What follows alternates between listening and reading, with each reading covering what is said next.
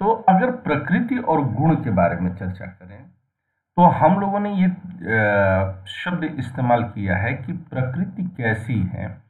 तो प्रकृति के बारे में बताया जाता है कि ये त्रिगुणात्मक है। लेकिन यहां पर एक शब्द पहले मैं क्लियर कर दूं कि यहां पर गुण अपने सामान्य अर्थ में नहीं है। ये कंफ्यूजन शुरू से ही दूर कर लिया जाए तो ठीक है।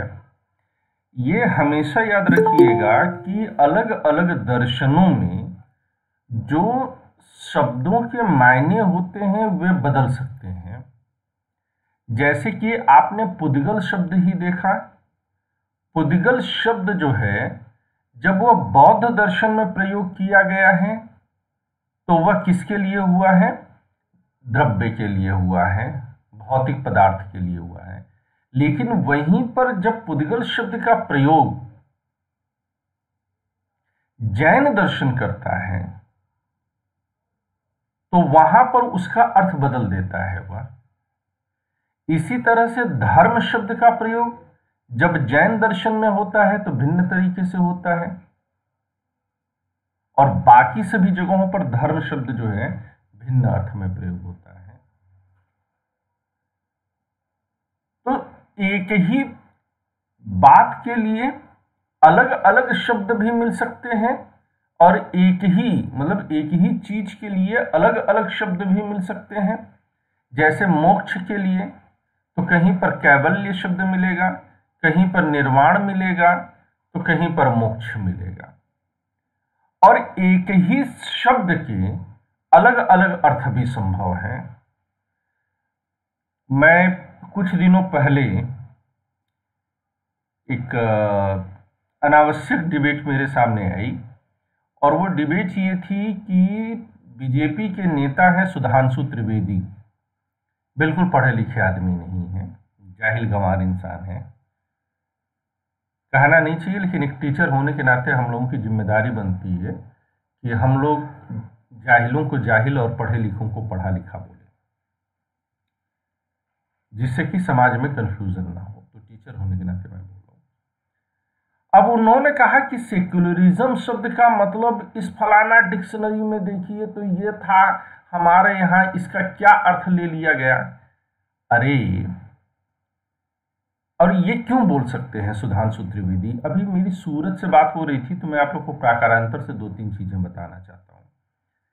सुधांशु त्रिवेदी इसलिए बोलते हैं क्योंकि वह दर्शन शास्त्र नहीं पढ़े हैं।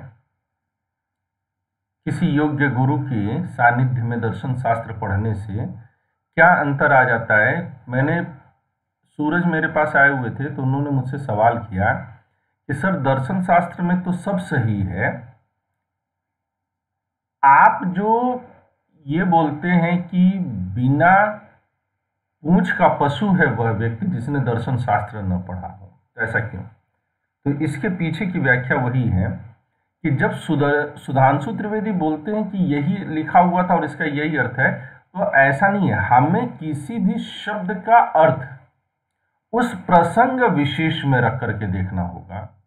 जब मैंने आप लोग को भारतीय राज्य व्यवस्था पढ़ाई तो भारतीय राज्य व्यवस्था में भी मैंने आप लोगों को यह बात बताई कि एक ही राज्य शब्द है, लेकिन उस राज्य शब्द के अलग अलग दर्शनों में अलग अलग अर्थ निकल सकते हैं। अलग अलग दर्शनों में अलग अलग अर्थ निकल सकते हैं, या अलग तरीके से जब उस राज्य शब्द का प्रयोग होता है तो उसके अलग मायने निकल सकते हैं। कहीं पर राज्य शब्द प्रदेश के लिए इस्तेमाल होता है, कहीं पर राज्य शब्द देश के लिए इस्तेमाल होता है, कहीं पर राज्य शब्द जो है वह कई तरह के प्राधिकारों के बारे में इस्तेमाल होता है।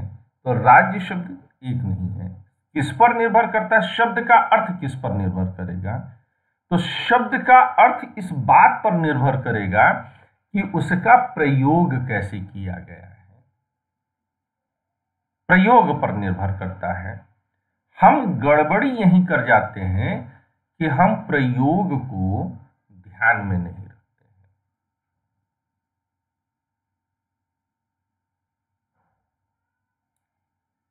अब अगर इसी समस्या को दूर करने की कोशिश करें,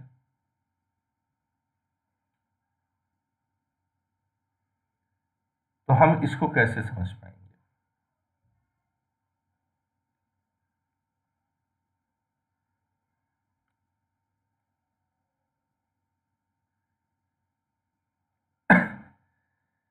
यहां पर जब सेक्युलरिज्म की चर्चा सुधांशु त्रिवेदी करते हैं, तो वह किसी अन्य संदर्भ में दिया हुआ था और इस्तेमाल किसी अन्य संदर्भ में भारतीय संविधान में होता है। इतनी सी बात नहीं समझ पाए। इसी तरह से सूरज का प्रश्न का उत्तर मैं आप लोग को दूं, चूंकि सूरज से चर्चा मैंने किया था कि दर्शन शब्द जो लिया गया है या दर्शन शास्त्र का अध्ययन क्यों होना चाहिए, तो मैंने यही बताया कि दर्शन शास्त्र आपकी समझ को विकसित करता है, सोचने को नई दिशा देता है। दुनिया में कोई भी ऐसा विषय नहीं है कि जो अपने नए सिद्धांतों के प्रतिपादक को वह देवत्व प्रदान कर सके।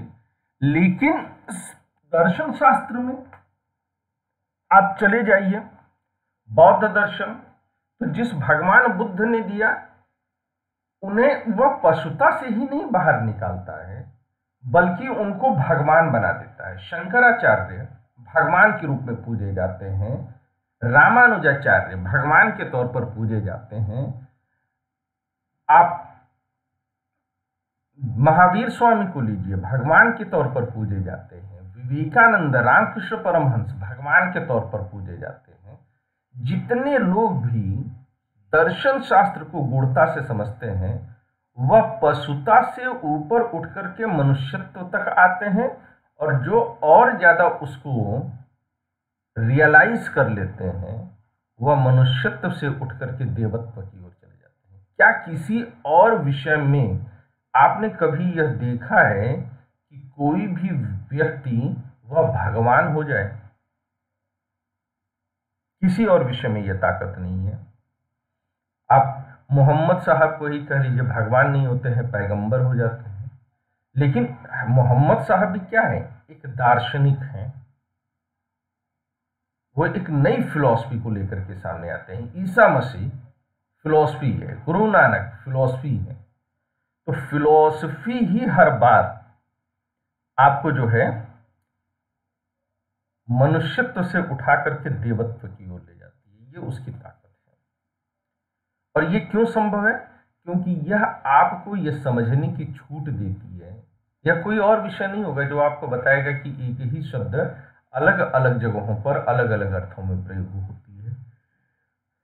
और यही चीज गुण के साथ है। तो गुण सामान्य अर्थ में गुण नहीं है। जैसे हम लोग समझते हैं कि गुण कहने का मतलब क्या हुआ, गुण कहने का मतलब हुआ क्वालिटी। तो क्या हम क्वालिटी पर चर्चा कर रहे हैं? तो कहें कि बिल्कुल नहीं।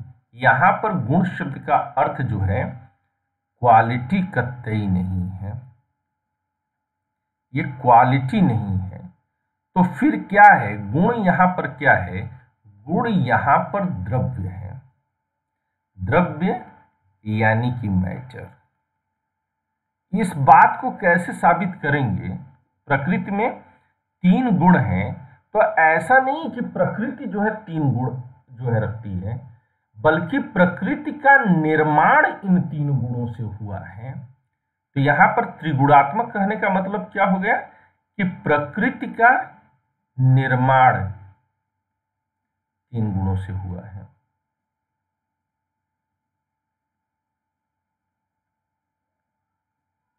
अब गुण से कोई चीज नहीं बनती है,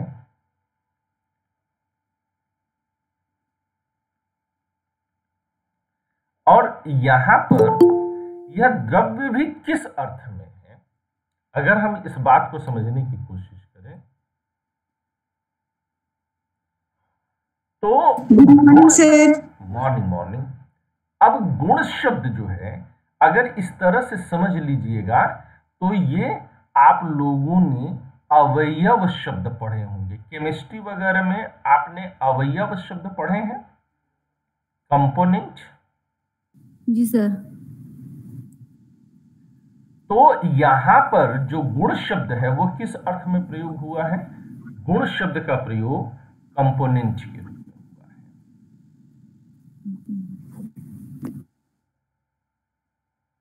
क्लियर है ये बात? तो ये 3 गुण से निर्मित हुआ है। तो जाहिर सी बात है। अच्छा, इस बात का दावा हम क्यों कर सकते हैं? मैं अवयव कहने की गुस्ताखी क्यों कर सकता हूं? क्योंकि इस अवयव के, इस द्रव्य के आगे चल कर के इन गुणों के गुण बताए गए हैं। इन गुणों के गुण बताए गए हैं। और आपने भी जब पढ़ा होगा, अच्छा आप पढ़ करके आए हैं तो बात को समझना आपके लिए आसान होगा। आगे चल करके इनके गुण कौन से बताए गए हैं? तो कहा गया है कि इनके कौन से गुणों के गुण कौन से हैं? तो आपको कुछ गुण जैसे प्रकाशत्व बताया गया होगा, जैसे चलत्व बताया गया होगा, जैसे लघुत्व गुरुत्व आदि बताए गए होंगे। लघुत्व बताया गया है, गुरुत्व बताया गया है आदि। क्या है? इसके गुण हैं। तो प्रकाशत्व के साथ चलत्व, लघुत्व, गुरुत्व आदि इनके गुण हैं। यानी प्रकाशवान होना, जो चलता हो, जो छोटा हो, जो बड़ा हो, तो इनके गुण बताए गए हैं। तो अब जाहिर सी बात है कि गुणों के गुण नहीं होते हैं, बल्कि अवयवों के गुण होते हैं।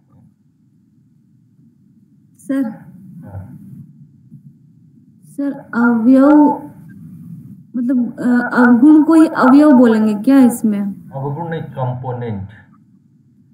जैसे कि पानी किससे बना है? हाइड्रोजन और ऑक्सीजन से। पानी किससे बना है? Hydrogen and oxygen. Hydrogen plus oxygen. अब सर हेडिंग क्या है टॉपिक का? प्रकृति और गुण। तो ये पानी क्या है? पानी को हम कहें कि एक पदार्थ है। तो हाइड्रोजन और ऑक्सीजन क्या हुए? इसके अवयव हुए। ठीक है ना? So it is matter components. Clear है ये बात? जी सर। सबको क्लियर? जी सर। एक बार जोर से बोलिए, जय दर्शन शास्त्र की जय। जय दर्शन शास्त्र की।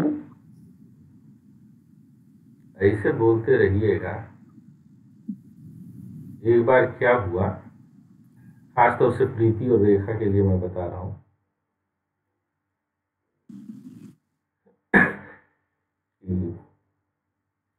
भगवान शिव अमर होने की कथा सुनाने बैठे पार्वती को। पार्वती को बड़ा दुख था कि कभी वो सती के रूप में तो कभी किसी रूप में जन्म लेती हैं और फिर मरती हैं। शिव न जन्म लेते हैं न मरते हैं, शिव तो अजर अमर हैं। तो पार्वती को बड़ा गुस्सा है, कहे कि एक बात बताइए, हम आपकी पत्नी है तो हमको भी अमर हो जाना चाहिए, हमको अमर करिए आप। शिव कहे अच्छा सुनो, सती का रूप था, पार्वती का रूप नहीं था। कहे हाँ सुनिए, हम अमर होने की कथा सुनाते हैं। तो वही हिमालय पर्वत पर जो अमरनाथ की गुफा है, वहीं पर उन्होंने कथा सुनानी शुरू की। कहे कि कथा जब तक मैं सुनाऊं तब तक सोइएगा मत। तो सती बोली नहीं नहीं नहीं सोएंगे, हम सुन रहे हैं।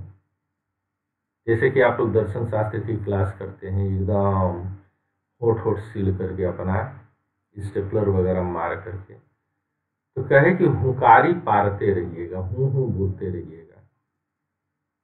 अब कुछ देर तक तो सुनती नहीं, फिर उसके बाद सो गई। जैसे आप लोग उठ करके इधर उधर कुछ काम निपटाने चले जाते हैं, फिर आते हैं क्लास में मन मौज करके आप लोग क्लास ज्वाइन कर लेते हैं, वैसे सती भी थी। शिव गुरु के पद पर हैं, उनको भी जो है अपनी ढीठता दिखाने से बाज सती नहीं आई, सो गई। और वहीं एक कबूतरी थी जो हूं किए पड़ी थी। पूरी कथा समाप्त हो गई, कबूतरी अमर हो गई, जबकि सती अमर नहीं हुई, सती को भस्म होना पड़ा है। तो सोचिए कि सती जिस यज्ञ की आग में जल करके भस्म हुई है ना, तो जो यज्ञ की आग है वह यूपीएससी की परीक्षा है, सिविल सर्विसेज की, और वो जो आग की लपटें हैं वो प्रीलिम्स और मेंस हैं, और उसी में कूद करके जो है परीक्षार्थी की भांति जो है सती भस्म हो जाती है। और वहीं पर अगर वो निरंतर संवाद बनाए रखती तो एग्जाम क्लियर हो गया होता, उनको भस्म होने की जरूरत नहीं पड़ी होती। तो मर्जी है आपकी, कैरियर है आपका, पर यह हुंकारी पाते रहना, कम्युनिकेट करते रहना, मैंने कई बार समझाया, बहुत जरूरी है।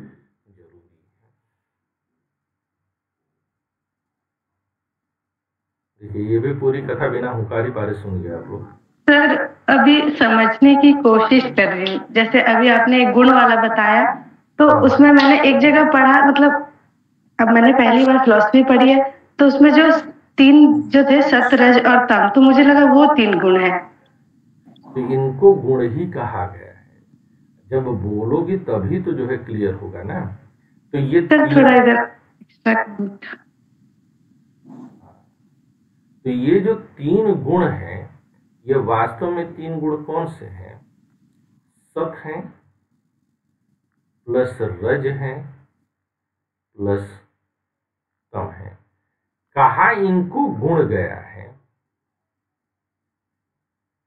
कहा क्या गया? गुण है क्या? अवयव। तो यही है कि लिखी हुई चीजें तब तक स्पष्ट नहीं होंगी जब तक कि किसी योग्य गुरु के सानिध्य में बैठ करके मन को एकाग्र करके आप नहीं पढ़ेंगे। इसीलिए तो हमारे देश में किताबों से ज्यादा महिमा गुरु की गाई गई है, और अब हम जैसे गुरु घंटाल हो गए हैं जो कुछ। सर यहाँ पे सानिध्य का मतलब क्या है? हर जगह सानिध्य का मतलब है पुत्री निकट ही होता है। जब से इस सृष्टि का निर्माण हुआ है तब से सानिध्य का मतलब निकट ही है। तो तुम्हें आज तक किसी का सानिध्य प्राप्त हुआ है? नहीं सर। पैदा हुई तो माँ का भी सानिध्य नहीं था।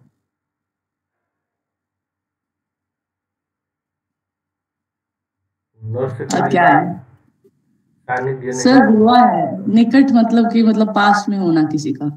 हाँ, बस में बैठी होगी तो बगल में सहयात्री का हुआ होगा। Yes sir.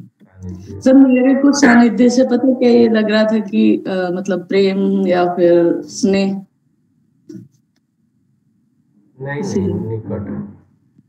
अब ये सानिध्य जो है मानसिक भी हो सकता है, भावनात्मक भी हो सकता है, शारीरिक भी हो सकता है, किसी भी अर्थ में हो सकता है।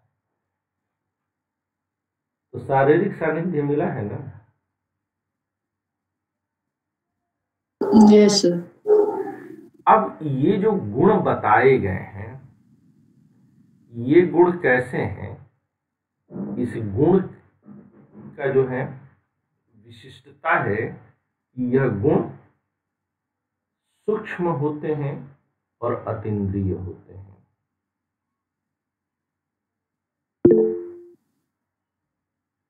बोलिए साहब।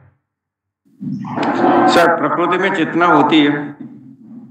नहीं होती है, मैटर में चेतना होती है।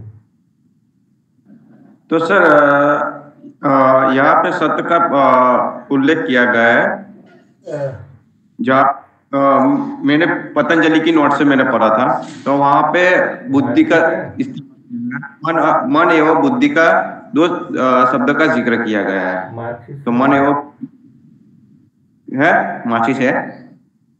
तो माचिस से क्या करते हैं?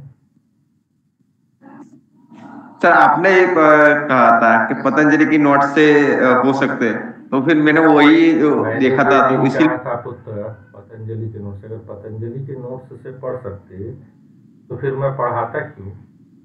मैंने ये कहा कि वो फॉर्मेट देख लेना, कंटेंट तो कभी भी मत देखना। कंटेंट के मामले में तो धर्मेंद्र सर क्लास में, धर्मेंद्र सर विद्वान व्यक्ति हैं, क्लास में जो पढ़ाते होंगे वो अलग बात है, लेकिन कंटेंट बहुत सतही और बहुत वाहियात है। आप लोग सिर्फ उतने पर फोकस करिए जो आपको कहा गया है। जी सर, इसी बात पे मेरी और निधि की भी बहस हो रही थी। ये जब आपने कहा था ना, उसी दिन हमारे भी इसी बात पे बहस हो रही थी। तो मंत्र में बहस में जीत गए? नहीं सर, मेरे को ज्यादातर इस चीज में थोड़ा मालूम नहीं चला, तो इनको बोला था कि मेरे को तो सर से पूछ लीजिए, क्योंकि मेरे को इससे ज्यादा आइडिया नहीं हो रहा था।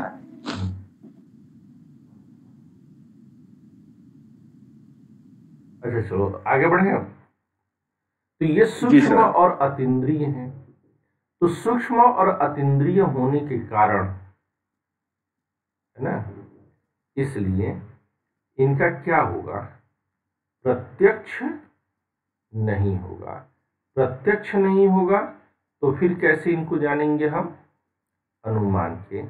जबकि आप लोग जानते हैं कि प्रकृति का जो है प्रत्यक्ष होता है, अनुमान नहीं किया जाता। ये बात तो क्लियर है ना? जी सर। सबको क्लियर है कि किसी को कंफ्यूजन है? Yes sir. नहीं, क्लियर है। Yes sir. इतने जूते मारूंगा उठाकर। हेलो सर, प्रकृति को प्रत्यक्ष कहाँ किया जाएगा? अनुमान से तो किया जाएगा। एग्जैक्टली यही तो बोल रहा हूँ। मतलब कुछ भी मैं बोलूं, यहाँ पर लिख रहे हैं कि इसलिए प्रत्यक्ष नहीं होता, अनुमान होता है। और जब यही कंपोनेंट है, जब इन्हीं का प्रत्यक्ष नहीं होगा तो इनकी जो है, इनसे बने हुए का कैसे प्रत्यक्ष हो जाएगा? तो ये अनुमान के जरिए जाने जाते हैं। ठीक है, 1 मिनट का ब्रेक ले रहा हूँ, आप लोग के बीच में फिर से हाजिर हो रहा हूँ। ठीक है, तब तक जरा इसको आपस में चर्चा करिए आप लोग, तो जो तक समझाएं। अनुमान से ये किया जाएगा।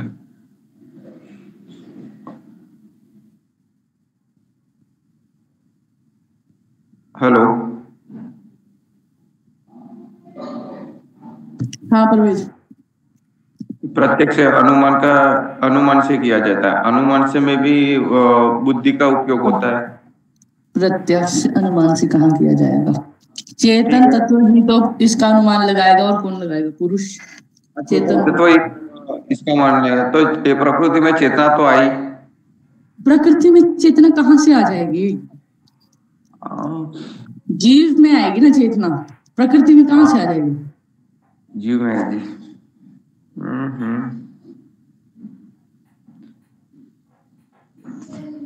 तुझे अभी भी क्लियर नहीं है, दिमाग तेरा और चल रहा है।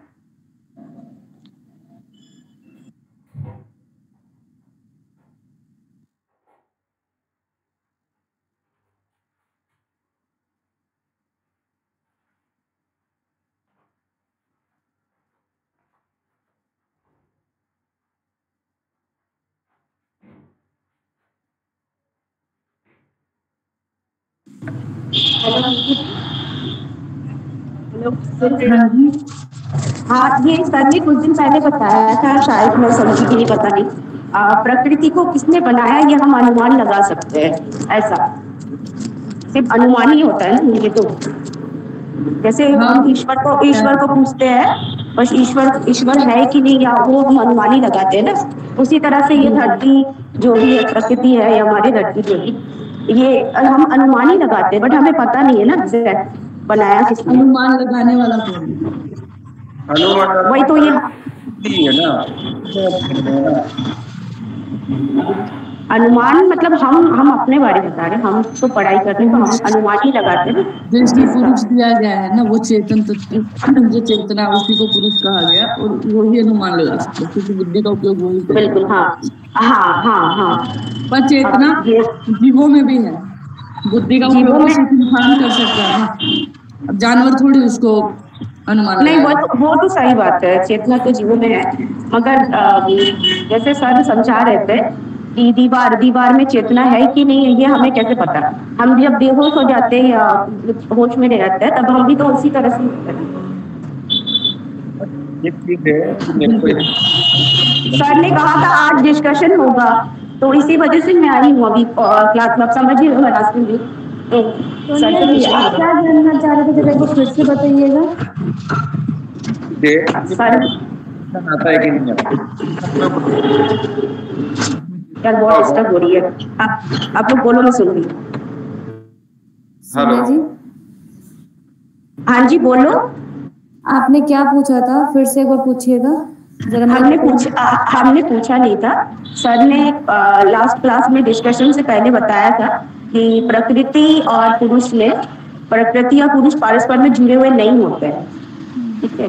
तो ऐसा है कि जो हम सोचते, अनुमान लगाते हैं कि किसने बनाया, हमें पक्का पता नहीं होता। ऐसा जैसे ईश्वर के साथ हम लास्ट क्लास में भाई सर ने मुझे समझाया था, मैं नहीं समझी थी, तो जैसे ईश्वर, परवेश जी को भी शायद समझाया थे उन्होंने कि ईश्वर है, बट हम लोग ये अनुमान लगाते, जैसे धरती को किसने बनाया हमें पता नहीं होता है, हम सिर्फ अनुमान लगाते हैं, सही? उसी तरह से अनुमान के बारे में शायद सर ऐसे ही बोल रहे हैं, ये मुझे सर से पूछना है, आप लोग थोड़ा पूछ लेना, मेरे अंदर भी इसी चीज का कंफ्यूजन आ गया है, ठीक है? अनुमान लगाते हैं, मगर अनुमान कौन लगाते हैं? जैसे देखो आप, ये दीवार था, और सर ने कहा था कि दीवार जो है उसमें चेतना नहीं, ठीक है? फिर उसके बाद सर ने कहा, सोनिया जी, सर जैसे बताए थे उस हिसाब में जहाँ तक हमको समझ में आया कि जो भी बनाया है उसी को हम प्रकृति कहते हैं, उसका नाम हम लोग प्रकृति देते हैं कि वही प्रकृति है जिसने ये बनाया है। भले ही उसे भगवान के रूप में हम लोग मतलब उसका रूप रंग बना दिए हैं, अपने हिसाब से नाम दे दिए हैं, वो अलग है, लेकिन इसे मतलब सारे लोग ये माने हैं कि प्रकृति ही है जो ये सब बनाया है। पर एक ही चीज है, मेरा एक ही कंफ्यूजन है, मेरा यही चीज नहीं समझ में आती कि प्रकृति, इंसान को प्रकृति में गिना जाता है या नहीं गिना जाता। जो गिना जाता है तो उसमें चेतना का अभाव, चेतना है, ठीक है, उसको आखिर में जाके प्रकृति में मिलना है, और बना भी प्रकृति में जड़ तत्व आएंगे। मगर सर ने तो पहले ही कहा है कि ये वो प्रकृति नहीं है, पुरुष और प्रकृति अलग अलग। सर को यही चीज मुझे पूछना है कि सर इसको मुझे थोड़ा समझा दीजिए कि आज मैंने कहा था से क्वेश्चन कर लेना। हाँ जी, आप लोग भी पूछ लेना, एक्चुअली मैं थोड़ा रास्ते में। हेलो, हाँ जी बोलो। मुझे ये सूक्ष्म और अतीन्द्रिय, इससे क्या मतलब है ये बता दो। गुण के आगे जो लिखा है सूक्ष्म और अतीन्द्रिय, जो आपके इंद्रियों से परे हो, और सूक्ष्म जो सबसे छोटा हो। तो हम इसका मतलब यूज क्यों कर रहे हैं यहाँ पे? जैसे गुण के आगे लिख रहे हैं सूक्ष्म और अतीन्द्रिय। आप कौन सी भी वो किरणें आती है ना, जो ईवी रेस किरणें आती है, उसको देख सकती हो अपनी इंद्रियों के द्वारा, नहीं देख सकते ना, सूक्ष्म होती है, पर वो प्रकृति का पार्ट है। सूक्ष्म इसलिए कहा गया है, वह इतना छोटा है कि उसे इंद्रियों के माध्यम से नहीं जाना जा सकता। सर ये कंपोनेंट की उस बेस पे बोल रहे हैं उन्हें? नहीं, यह उनकी क्वालिटी, ओके, उनका आकार है, साइज। सूक्ष्म यहाँ पर क्या है? साइज है, ठीक है ना? ठीक है सर। अतीन्द्रिय का मतलब नहीं, जिसे देखा, सुना, छुआ, महसूस किया जा सकता है, वह अतीन्द्रिय। Okay sir. परवेज सर, मेरा एक ये डाउट हो रहा है मेरे को कि इंसान प्रकृति में आते या नहीं आते।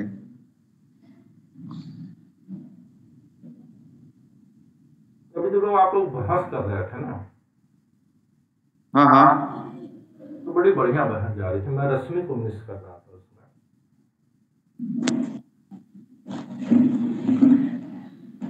क्योंकि सर इसमें जब हाँ सर बोल लीजिए। रश्मि को इसीलिए फोन करके बुलाया मैंने, उसको पता ही नहीं था।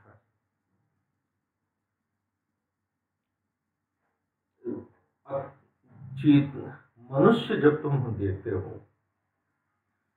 तो उसमें चेतना भी है और भौतिक चीज भी है, दोनों है। जी सर। चेतना प्रकृति का गुण नहीं है।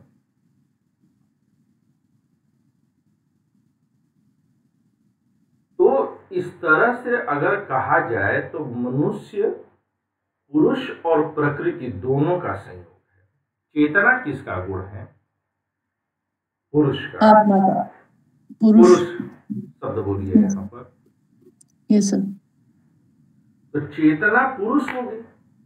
तो जब मनुष्य को देखते हैं तो वह प्रकृति और पुरुष दोनों का संयोग है। इस संसार में जितनी भी चीजें आप देख रहे हैं सब पुरुष और प्रकृति का संयोग है, क्योंकि वो दिखाई दे रहा है आपको, इंद्रियों के माध्यम से आ गया ना।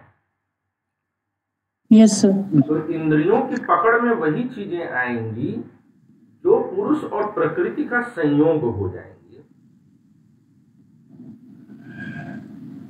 सर एक चीज पूछना था कि अगर चेतना प्रकृति का गुण नहीं है तो ये सब कुछ जो बनाया गया है संसार में वो क्या बिना सोचे समझे बनाया गया है, ऐसे ही रैंडमली बना दिया गया है? बहुत बढ़िया क्वेश्चन।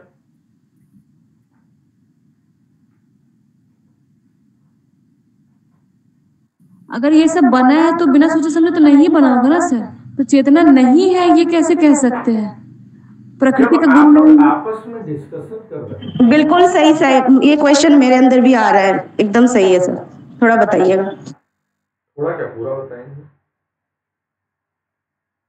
तो हम जो है आप लोगों की जो डिस्कशन को सुन रहे थे तो ये मुझे बड़ा इंटरेस्टिंग लगा कि आप लोग इस तरह से सोच रहे हो। इसका मतलब ये है कि आप लोगों के अंदर अब दर्शन समझने की जिज्ञासा पैदा हो रही है। एक बात और है कि डायरेक्टली आप लोग मुझसे नहीं पूछे, ये तब निकल करके आया जब आप लोग आपस में बहस करने लगे।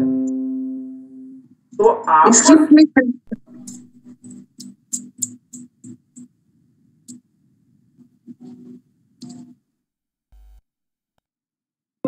आपके आपस की जो डिस्कशन। हेलो, अभी आवाज आ रही है मेरी? जी सर।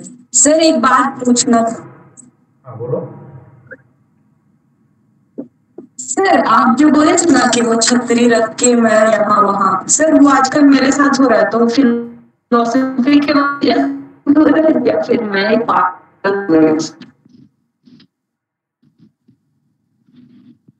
उस पर अभी बारे में बात में सर आजकल बहुत कंफ्यूज है।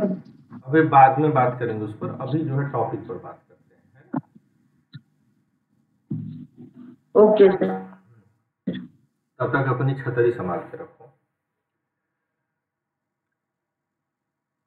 ये जब आप आपस में डिस्कशन कर रहे थे तब कहीं ज्यादा बढ़िया डिस्कशन उभर करके आया।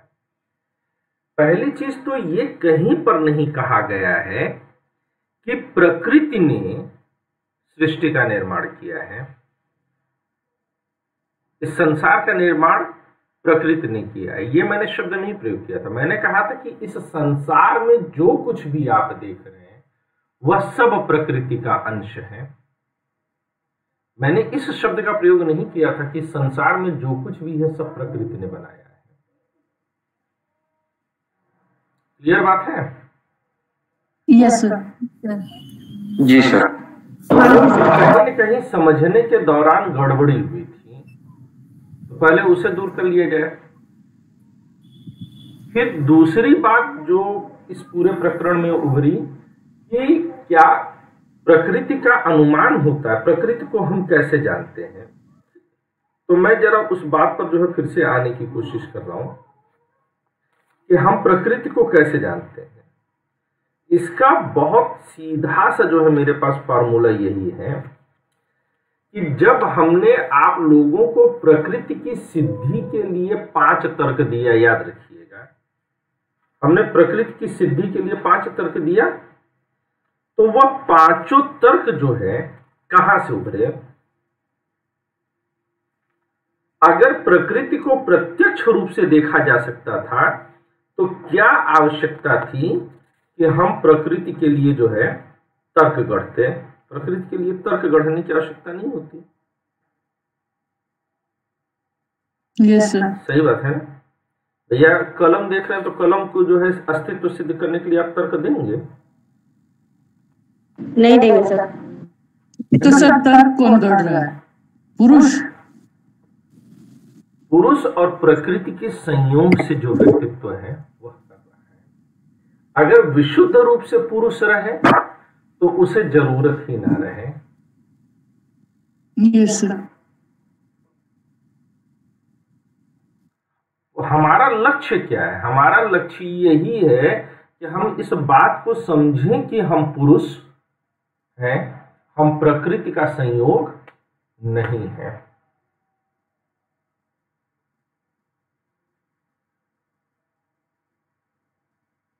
आईना देखने के बाद ये हम ठीक वैसे हैं जैसे आईने में अपनी सूरत देख करके हम जो आईने का प्रतिबिंब है आईने में प्रतिबिंब जो है हम उसी को वास्तविक समझ लें।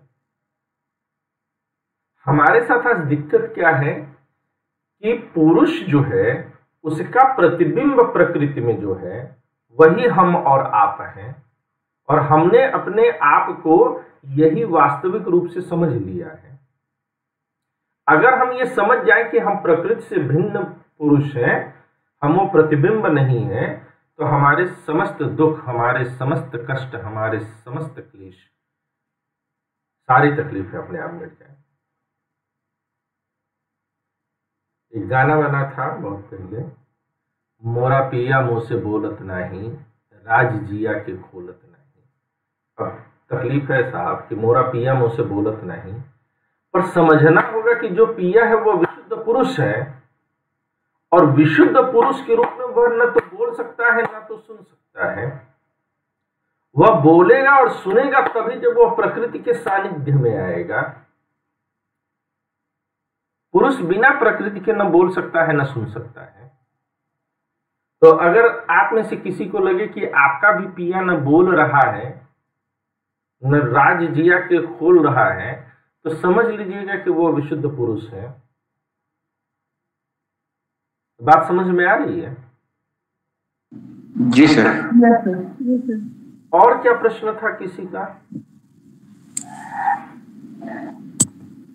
हेलो सर, चेतना पुरुष का गुण है, तो पुरुष से क्या तात्पर्य है यहाँ पर? पुरुष क्या है? मोटे तौर पर आत्मा समझ लीजिए। अभी मैंने पुरुष पढ़ाया नहीं है, पर मोटे तौर पर आत्मा समझ लीजिए। ठीक। सोनिया को कुछ सवाल पूछी थी। पूछो सोनिया।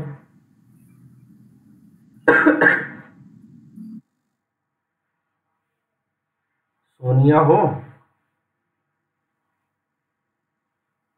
सोनिया बोल के गई थी ना कि हम लोग पूछ लें आपसे। तो दीदी आपको याद है, आप पूछ लीजिएगा। सर वो ये पूछ रहे थे कि संसार का जो प्रकृति का जो निर्माण हुआ है वो हम अनुमान लगाते हैं कि जैसे कि हम ईश्वर का अनुमान लगाते हैं कि ईश्वर ने सब बनाया है। बस वो इस चीज में कंफ्यूज थी। प्रकृति ने बनाया नहीं है। और फिर मुझे ये लगता है कि ईश्वर के अनुमान की आवश्यकता नहीं है। अगर सांख्य तो ईश्वर की चर्चा ही नहीं करेगा, परंतु वास्तविक तौर पर अगर देखें कि मैं जिस मत को मानने वाला हूँ या जो मेरी अपनी समझ है, उसके हिसाब से ईश्वर के अनुमान की आवश्यकता नहीं है। ईश्वर का तो प्रत्यक्ष होता है ना। ईश्वर को तो आप आंखों से देखते हैं, ईश्वर को आप कानों से सुनते हैं, ईश्वर को आप त्वचा से महसूस करते हैं, ईश्वर को आप नाक से सूंघ सकते हैं, है ना। कि किशन कन्हैया है तो तो उनके बालों की खुशबू आपको अपनी बड़ी अच्छी सी खुशबू आती है ना उनके बालों से, तो वो आप सूंघ सकते हैं। तो सर ईश्वर को हम ये कह सकते हैं कि कण कण में ईश्वर है? एक मिनट बेटा, कण कण में ईश्वर नहीं है यार।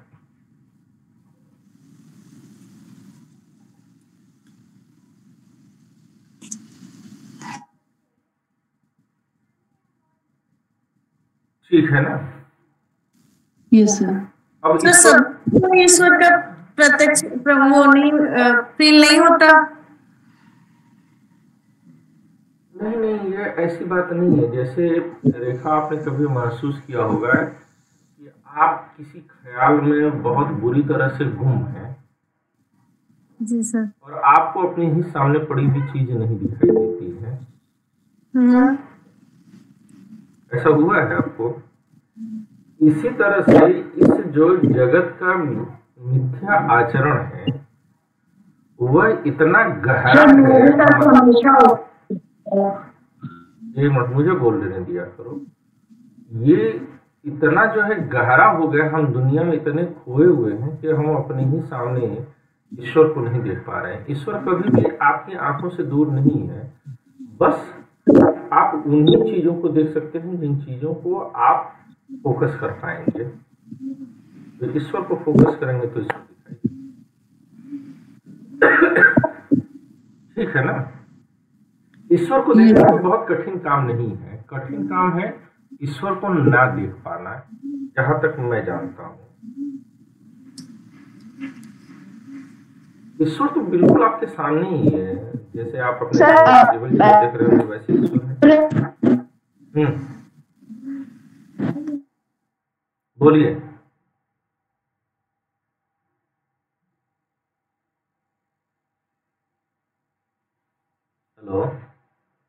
हेलो सोनिया, तुम्हारा नेटवर्क से बाहर हो तुम। अफसाना।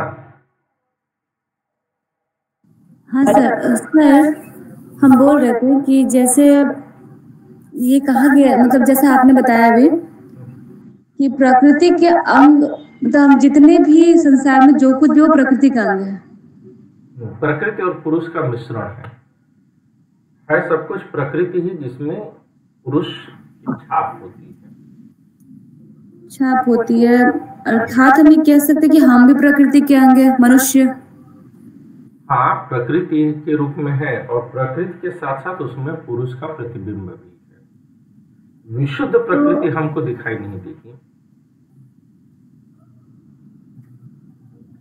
ये संसार कैसे दिखाई दे रहा है, इस प्रश्न का उत्तर आप लोग को थोड़ा और आगे पढ़ोगे तो सांख्य दर्शन में पूरा इस दुनिया के निर्माण की कहानी बताई गई है, जो हम लोग को चर्चा करनी है।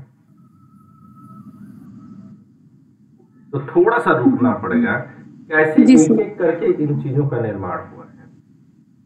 जी सर, जी सर। ये समझ लीजिए कि ये सब जो संसार में दिखाई दे रहा है, ये प्रकृति के बच्चे हैं, कार्य हैं। जी सर। हम, आप, ये सामने की दीवार, ये हवा, ये रोशनी, ये सब प्रकृति के कार्य है। स्वयं प्रकृति नहीं दिखाई देती, लेकिन प्रकृति का, हाँ, प्रकृति नहीं दिखती है, परंतु प्रकृति के कार्य दिखाई देते हैं। जी सर, शायद जो हम समझना चाह रहे हैं वो आगे जाके समझ में आ जाए। हाँ, कि ये प्रकृति से कैसे इसका निर्माण हुआ है, वो थोड़ा सा जो है आपका जो कंफ्यूजन। हाँ परवेज।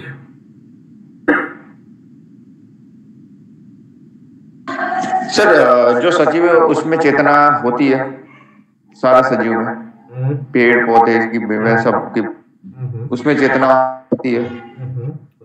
ओके सर, ठीक है सर। तो ओके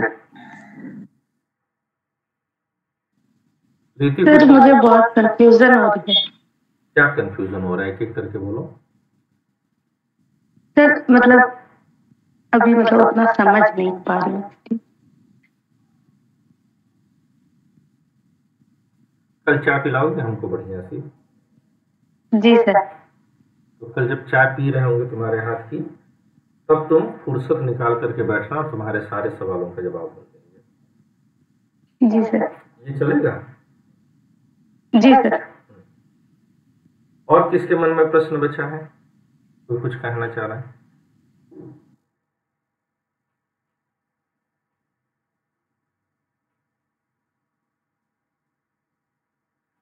समोन नो सर। आगे बढ़े। तो अब Yes, sir. प्रकृति क्या है? प्रकृति का प्रत्यक्ष नहीं होता है, अनुमान होता है। इसी तरह से प्रकृति के जो 3 गुण हैं उनका भी क्या होता है? अनुमान होता है। ठीक है। अनुमान होता कैसे है? अनुमान जो है इनके कार्यों से होता है। अनुमान कैसे होता है? कार्यों के जरिए। हमने प्रकृति का भी अनुमान कैसे देखा था?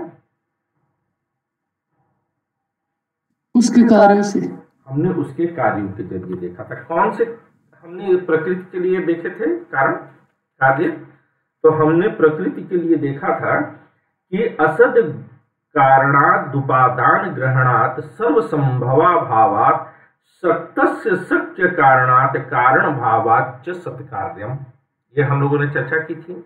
अब यहाँ पर प्रकृति के का जो है दर्शन कैसे हो जाता है, प्रकृति के गुणों का कैसे हो जाता है, तो इसके लिए भी एक श्लोक मिलता है। गुणानाम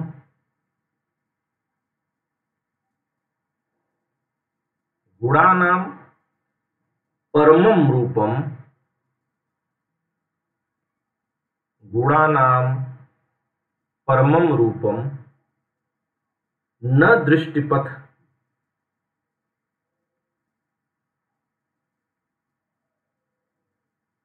मृच्छति।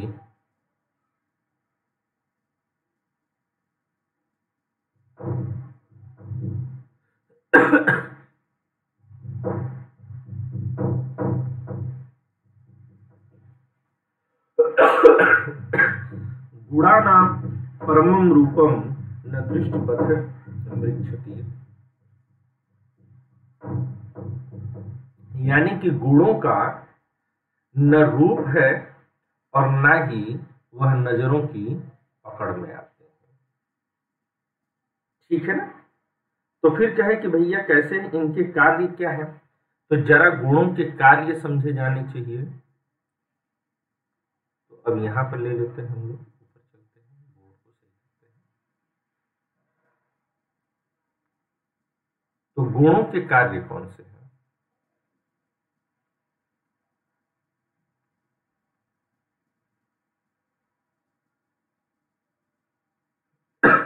तो आप लोगों ने पढ़ा है, तो बताइए सतगुण के क्या कार्य हैं? अगर सतगुण बढ़ेगा तो क्या होगा?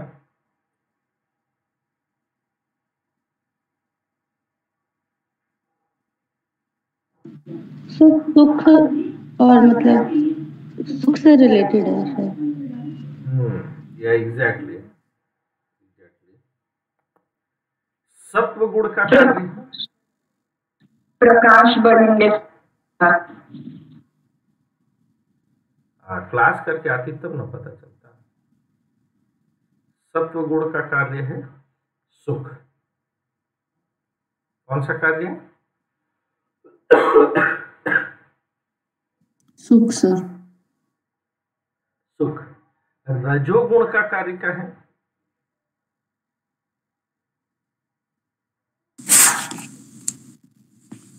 सुख। दुख। मिक्स हो जाए सर, मिक्स हो जाना सुख और दुख दोनों, खिचड़ी जैसा। नहीं, प्योर दुख है।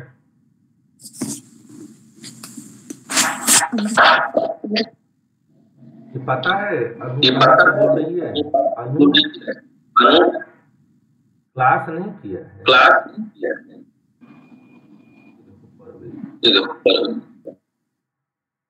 इतने बड़े हो गए हैं सब, तो कोनो बाबा का सुन के आई है।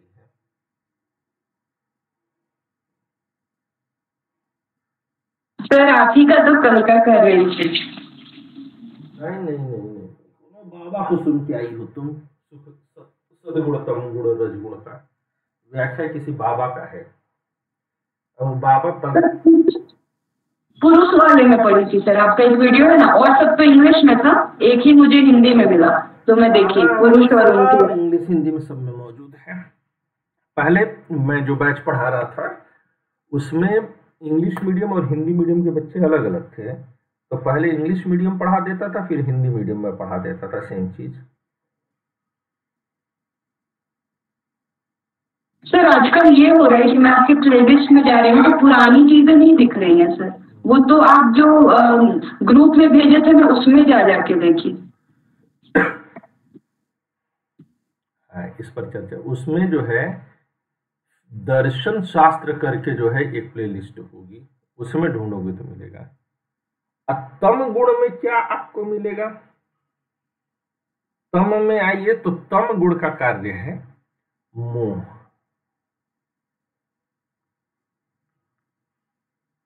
ये है ठीक है। बाबा वाबा से नहीं पता चलेगा, बाबा वाबा को मत सुनिएगा, ठीक है।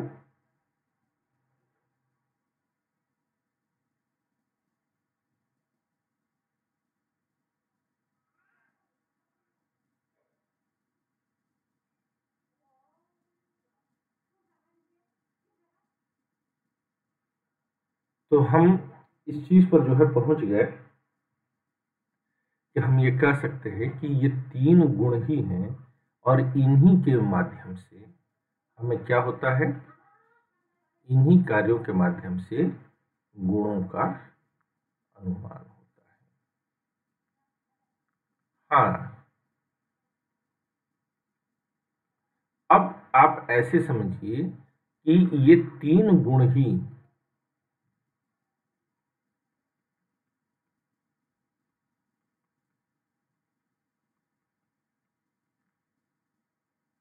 मिलकर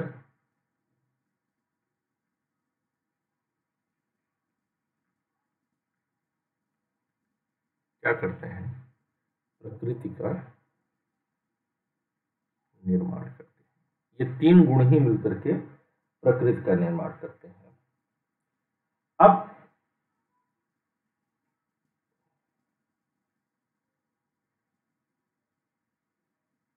यहां पर जो है एक उदाहरण दिया जाता है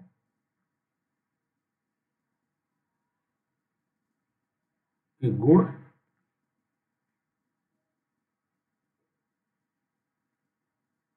डोरी के समान है।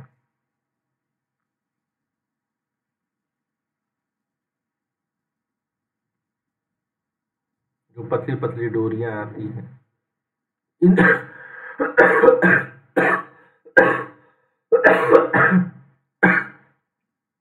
तो इन तीन डोरियों के मिलने से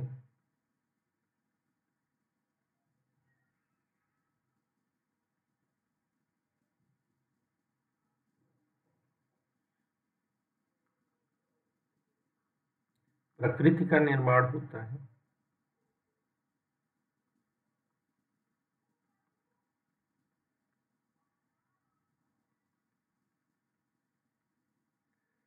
और इस प्रकृति रूपी रस्सी का निर्माण होता है, और इसी रस्सी से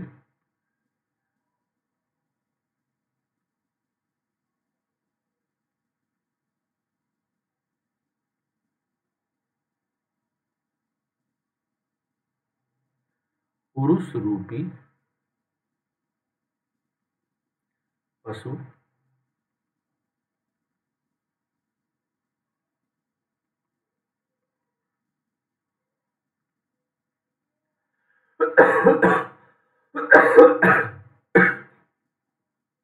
संसार में बदलता है। क्लियर है ये बात? नहीं तो क्या कह रहे हो? सर थोड़ा एक्सप्लेन कर दीजिए, जैसे प्रकृति रस्सी के रूप में और पुरुष पशु संसार के रूप में बनता है।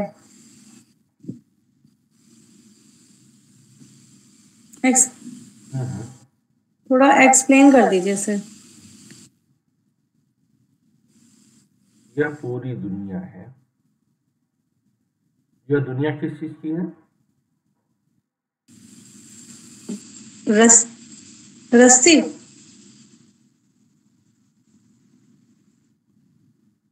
प्रकृति।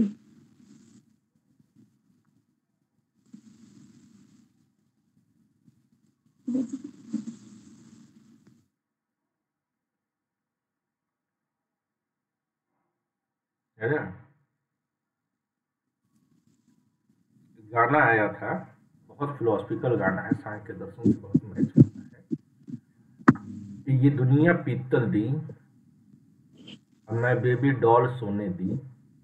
तो जब वो कहता है कि ये दुनिया पीतल दी, तो मतलब क्या है कि इस दुनिया का जो निर्माण हुआ है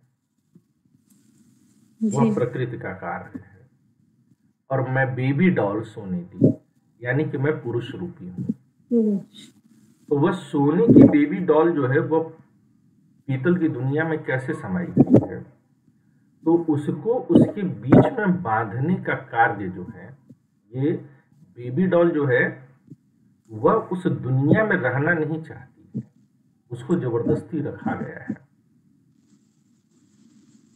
जी जो ओके। ये बहुत फिलोसफिकल गाना है, मतलब क्या खूबसूरत, मतलब इसका जो है मीनिंग है। लोग अलग ही इसमें मजा ले लेते हैं। इसी तरह से बहुत पहले एक गाना आया हुआ था, लागा चुनरी में दाग छिपाऊं कैसे घर जाऊं कैसे। उसमें गाना में ये बोल है कि ये चुनरिया आत्मा मोरी दाग है माया जाल, ये दुनिया बाबुल का घर वो दुनिया ससुर नहीं, वो दुनिया बाबुल का घर ये दुनिया ससुराल, जाके बाबुल से नजरें मिलाऊं कैसे। तो वो बाबुल का घर यानी कि पुरुष का अपना जो है अलग अस्तित्व है, वह इस ससुराल में, इस दुनिया में बंद करके नहीं रहना चाहती है। लेकिन तीन गुण हैं।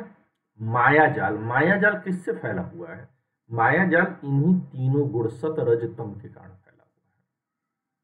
और जब इसका आक्षेप पुरुष पर हो जाता है तो वही कहती है कि ये जो चुनरी पर दाग लगा है वह इसी माया का है, प्रकृति के तीन गुणों का लगाया हुआ है, जिससे कि बाबुल से नजरें मिलाने में दिक्कत आ रही है। वह उससे मुक्त होना चाहता है, वह उस माया जाल को तोड़ देना चाहता है। जी सर। हाँ जी, आ गया समझ, आ गया ना। तो अब ये कहां पर है? तो ये हमारे पास तीन जो है, हम ऐसे ऐसे ऐसे बना लें तो तीन रस्सियां हैं। ये तीनों, ये पूरा मिलाकर के क्या हो गया? ये तीनों मिलाकर के प्रकृति हो गई। ये रस्सी है और ये तीन अलग अलग गुण हैं, सत, रज और तम। और ये आपका पशु है। हम लोग का पशु ऐसा हो सकता है क्या?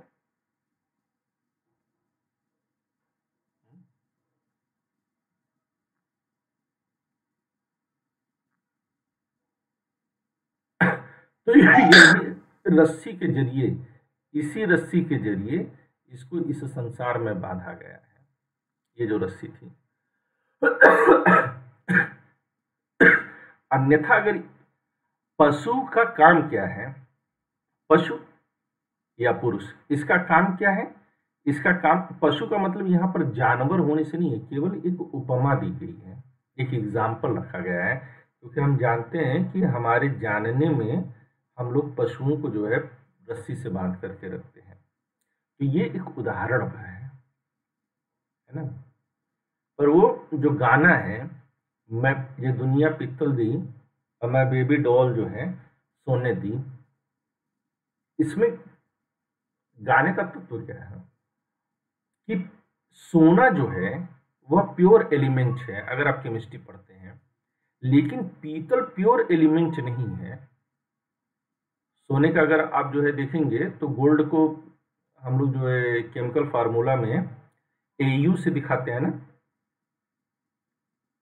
सोना ऐसे ही लिखते हैं ना।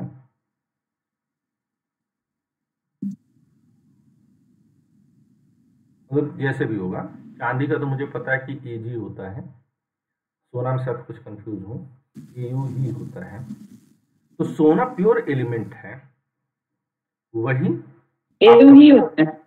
हाँ, ये पुरुष है बेबी डॉल, और ये दुनिया जो है पीतल की है। तो पीतल कुछ धातुओं का मिश्रण है। तो ये पीतल किस चीज का मिश्रण है? सत, रज और तम का मिश्रण है, इससे मिलकर के बनती है। ये इसका निर्माण है और ये इससे बांध दी गई, और जब बंध जाती है तो सत, रज और तम, सुख दुख और मोह के चक्कर में यह पुरुष अलग अलग तरीके का नाच नाचता है, किसी नर्तकी की भांति नाचता है। किसी शायर ने लिखा भी है कि ये कैसा है, तो लिखते हैं, अमी हलाहल मद भरे श्वेत श्याम रतनार, अजियत मरत झुक झुक परत, जेही चितवत एक बार। यानी कि यह जो प्रेयसी है सोने दी बेबी डॉल जो है, उसकी कैसे हैं, उसके आंखों में श्वेत, श्याम और लाल, सफेद, काला और लाल 3 रंग झलक रहे हैं। तो आप देखिए, वो आंखों के ऊपर हल्का हल्का कुछ लालिमा चढ़ा ली जाती है, फिर आंखों में काला और सफेद है। तो वो बेबी डॉल की जो है आंखों में जो है श्वेत, श्याम और लाल 3 रंग झलक रहे हैं। ये 3 जो रंग हैं वह वास्तव में जो सफेद है वह अमृत का प्रतीक है, जो काला है वह जहर का प्रतीक है, और जो लाल है वह शराब का प्रतीक है। और ऐसी बेबी डॉल जब किसी को एक नजर भर देख ले तो वह व्यक्ति उससे मिलने की आश में जीता है, सुख पैदा करता है। वह नहीं मिल रही है बेबी डॉल, उस निराशा में वह मर रहा होता है।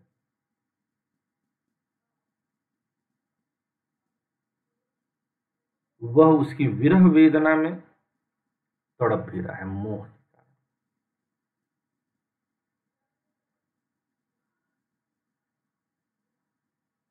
वह भांति भांति का नर्तन करती है और पुरुष को रिझाती रहती है, और पुरुष उसकी लय ताल पर नाच रहा है। तो पुरुष को करना क्या चाहिए? क्या उस बेबी डॉल के साथ उसका मिलन जो है कभी भी शाश्वत रूप से टिका रहेगा? नहीं टिका रहेगा, कुछ समय के बाद वह वियोग संभव है। तो पुरुष को ये चाहिए कि उसका जो अस्तित्व है उस बेबी डॉल के लिए नहीं है, वह उससे मुक्त होना चाहिए। वह उसके साथ अपने सभी सुख दुख और मोह के बंधनों को तोड़ करके मुक्त हो जाए। बात समझ में आई? जी सर। तो सर वो तोड़ेगा कैसे उस चीज को? यह समझ कर कि वह उससे भिन्न तत्व है, दर्शन शास्त्र मदद करता है। Okay sir. इसीलिए जो लोग दर्शन शास्त्र पढ़ते हैं वो जीवन में कम दुखी होते हैं औरों के मुकाबले। उनको दुख बहुत मुश्किल से मिलता है। आप अभी होली चढ़ेगी, आप देखिएगा सब लोग जो है भांग पी पी करके रंग पोत पोत करके नाचेंगे, और जो पुरुष होगा वह शांत स्थिर होकर के बैठ के उनको देखता रहेगा। ये सब क्या बेवकूफ़ी कर रहे हैं। अभी इन सब का सर फटेगा, अभी इन सब का पाँव दुखने लगेगा। तो पुरुष का काम उस नृत्य में शामिल हो जाना नहीं है। पुरुष का काम उस नृत्य को बाहर से देख करके अपने आप को स्थिर चित्त बनाए रखने का है। कोई भी दार्शनिक आपके इर्द गिर्द होगा, उस दिन आप देखिएगा उसका व्यवहार। पुरुष ईद में सेवइयों के पीछे भी नहीं भागेगा, क्योंकि पता है इतने दिन का रोजा रखा था, वियोग में था, खा करके दबा करके खाया है, कल ये पहुंचेगा डिहाइड्रेशन वगैरह का शिकार होकर के या दस्त वगैरह का शिकार होकर के हॉस्पिटल पहुंचेगा। वह उसका विरोध भी नहीं करेगा कि मत मनाओ, मत करो, तुम्हें रोकेगा। ठीक है, ओके, यस सर। अब यही जो आपका सत्वगुण, किसी के मन में कोई प्रश्न? सर आपकी बातें सुनने के बाद ना अलग ही दुनिया में पहुंचने की इच्छा जागने लग जाती है। तो दर्शन शास्त्र अलग दुनिया ही है सर। यही तो प्रॉब्लम है सर। क्या? सर दूसरे दुनिया में पहुंच जाऊंगी तो फिर दिक्कत हो जाता है सर बीच बीच में, क्योंकि हमें तो एग्जाम के परिप्रेक्ष्य से पढ़ना है ना सर। आपको कहीं और लेकर के स्थापित नहीं कर देता है, बल्कि जब आप इस एग्जाम के परिप्रेक्ष्य से पढ़ते हैं तो क्या होता है कि आपके पास कोई आया, कुछ किया, आपको डिस्टरबेंस होती है। कोई बढ़िया सिनेमा है, आपका मन ही नहीं रुक पा रहा है। होली आया, 10 दिन पहले से ही जो है टिकटॉक बनने लगा, काला रंग का कपड़ा पहन करके। आजकल तो ऐसे ऐसे मूर्ख धरती पर पैदा हुए हैं कि खुशी का मौका है साहब, काला रंग का कपड़ा पहन करके ब्लैक ब्यूटी बन रहे हैं। अरे ब्लैक तो मातम का निशानी है ना, तो खुशी के दिन काहे पहुंचे। ऊपर से अपनी इस मूर्खता को जाहिर करने के लिए टिकटॉक भी बनाए हैं। अब टिकटॉक बना करके देखेंगे कि कैठो लाइक कैठो कमेंट्स आया है।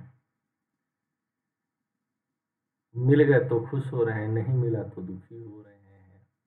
स्टेटस पे स्टेटस चिपकाए जा रहे हैं।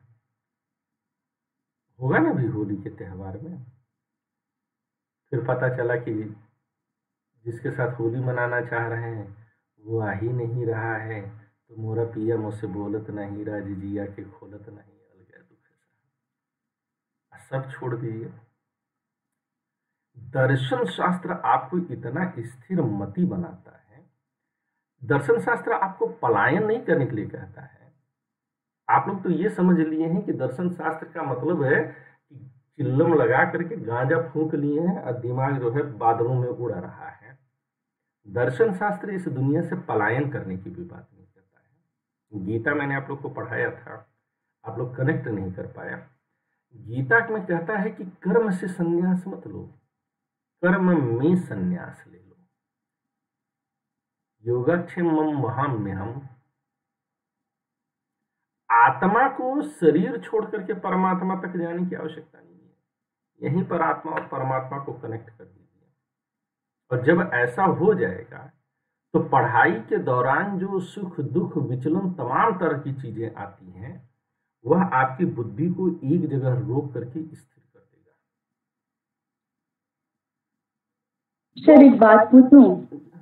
एक मिनट रुक जाओ। तो दुनिया का जो तमाम तरह की तकलीफें और विचलन हैं, रोक करके दर्शन शास्त्र आपको अपने लक्ष्य पर बना करके रखेगा। तो दर्शन शास्त्र का अगर अध्ययन नहीं किया है तो पढ़ाई मुश्किल है। दर्शन शास्त्र का अध्ययन कर लिया, अच्छा अब कुछ भी पढ़ो, हिस्ट्री भी पढ़ोगे तो भी उसका दर्शन निकलने लगेगा, ज्योग्राफी पढ़ोगे तो उसका भी दर्शन निकलने लगेगा। अब सब जगह दर्शन जो है आपको नजर आने लगेगा। क्या आपको जो है, जब आप करंट पढ़ते होंगे और एक तरफ से ठंडी जलधारा आ रही है और दूसरी तरफ से गर्म जलधारा आ रही है और वहां पर प्लवक तैयार हो रहे हैं और मछलियां आ रही हैं, क्या ये ठीक ऐसे नहीं है जैसे ये जो है एक तरफ से सत्व गुण आ रहा है, दूसरी तरफ से रज गुण आ रहा है, वहां पर प्लवक के रूप में तम गुण है और मछलियां उन पुरुष की भांति हैं जो उसके जाल में फंस करके रह जाती हैं। आप देखिए तो दर्शन दृष्टि होने, जब इस दृष्टिकोण से आप पढ़ने लगिए, आपको पता चला कि जेट स्ट्रीम चल रही है, पश्चिम से जेट स्ट्रीम चल करके आ रही है, तिब्बत के पठारी के ऊपर से एक जेट स्ट्रीम ऊपर से निकल रही है, दूसरी नीचे से निकल रही है। क्या इसमें आपको दर्शन नहीं नजर आ रहा है? और फिर क्या इस दृष्टि से अगर पढ़ लिया तो कभी भी वो जेट स्ट्रीम आपको भूलेगी? क्या वो जो पांचों क्लाउड्स हैं, वो पांचों क्लाउड्स जो है प्रकृति के पांच जो है सिद्धि तर्क नहीं है? तो ऐसा कहां है जहां पर कि दर्शन नहीं है और आपकी मदद नहीं कर रहा है? आप अपनी मदद करिए दर्शन पढ़ करके। अभी भी किसी को दर्शन से दिक्कत है? सर एक बात पूछूं? सर मतलब किसी इंसान के साथ अगर ऐसा होने लगे कि उसे सुसाइड करने का मन कर रहा है क्योंकि प्रेशर हो गया है बहुत ज्यादा कर्ज का, तो उनके लिए दर्शन शास्त्र काम करता है? बिल्कुल करता है। वो 6 अटेम्प्ट अगर ले चुकी हैं सुसाइड का, तो क्या उनको बाबा के पास झड़वाने के लिए जाना चाहिए या फिर थोड़ा सा दर्शन शास्त्र का ही ज्ञान लेना चाहिए? Okay sir. आशीष सर से बढ़कर बाबा कहीं न मिलेंगे। ये ऐसी झाड़फूक आशीष बाबा बहुत बढ़िया करते हैं। ठीक है, तो ये जो सत्व गुण है ये शुद्धता अथवा स्वच्छता का प्रतीक है। यह कैसा है? यह प्रकाशक है। यही जो है तुमने अनु पढ़ा था जो बोल रही थी, यह प्रकाशक है। यह कैसा है? यह लघु है। ठीक है,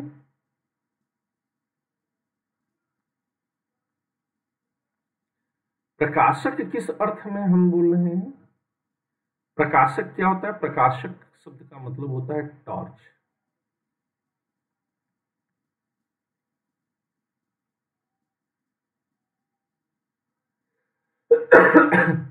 तो जैसे जब टॉर्च जलती है तो टॉर्च का प्रयोग क्या है कि वह जो चीजें हमें नजर नहीं आ रही हैं उनको हमें नजर में ला देता है। तो सर वहां भी तो सत्व ही था सर, तो वहां पर भी तो प्रकाश होना चाहिए था ना? तो प्रकाश, जहां प्रकाश है वहां पर चीजें नजर आएंगी। जहां सत्व होगा वहां पर ज्ञान होगा। सर एक रिक्वेस्ट था सर, आज की क्लास प्लीज जो भी है लिखा हुआ उसका PDF भेज दीजिएगा ना ग्रुप में। जैसे आज्ञा आपकी।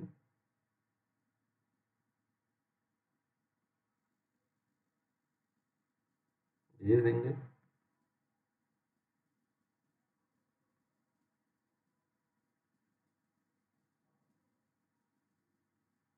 तो ये क्या करें कि इंद्रियों के संपर्क में आने से, ये कहते हैं किसके आने से? सत्व के आने से।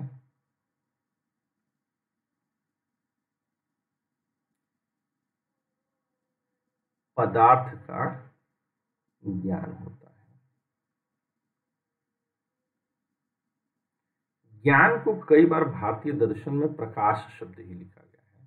तो अगर है कि पदार्थ का प्रकाश होता है, अगर यही शब्द आ जाए तो मतलब हमें क्या समझना चाहिए कि पदार्थ का प्रकाश होता है। यहां तक की बात क्लियर कट समझ में आई सबके? जी। तो जरा आप लोग आपस में डिस्कस करके देखिए ये चीजें समझ में आई, क्योंकि जब आप लोग आपस में डिस्कस कर रहे हैं तो ज्यादा क्लियरिटी आ रही है। करिए तो जरा।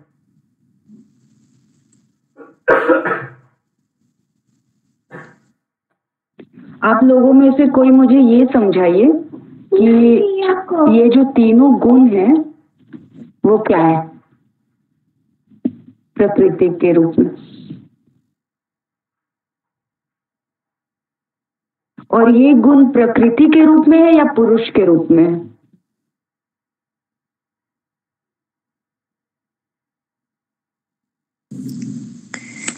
तीनों गुण प्रकृति के गुण है ना ये।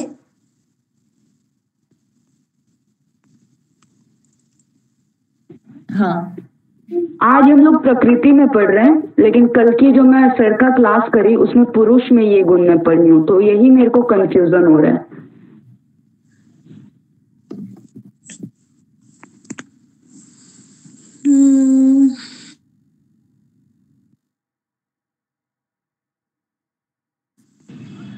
वो मुझे समझ आया है वो ये है कि प्रकृति इन तीनों गुणों जो में ये तीनों गुण होते हैं, और प्रकृति का निर्माण इन 3 गुणों से हुआ है। हाँ, पुरुष में ये चीज नहीं आएगा, तो पुरुष क्या है? प्रकृति का निर्माण इन तीनों गुणों से हुआ या पुरुष और प्रकृति अलग है, पुरुष और प्रकृति दोनों अलग हैं। पुरुष चेतना है, और इन तीनों में जब वह फंस जाता है तो वो संसार में बंध जाता है। पुरुष चेतना नहीं है, पुरुष में चेतना है। क्या है पुरुष? पुरुष में चेतना है, पुरुष चेतना नहीं है। हाँ, पुरुष, हाँ, चेतना पुरुष का गुण है ना। हाँ जी। और प्रकृति इन तीनों तत्वों से बनी है, ऐसा ही कुछ है। हाँ, प्रकृति, क्योंकि आज मैं क्लास पूरा सुन नहीं पाई, थोड़ी बहुत सुनी हो तो समझी हूँ। क्या सही है निधि जी? हाँ, गुणों से बनी है। और जिनमें चेतना है वही पुरुष है ना, करने से करते हैं। मेरे साथ खुद ही ऐसा हुआ कि मैं सुन नहीं पाई अच्छे से, बहुत ज्यादा डिस्टरबेंस था, इस वजह से थोड़ा सा अभी कंफ्यूजन हो रहा है, तो आप लोगों से पूछ रही हूँ। हाँ, आप क्लास में लेट भी आए ना।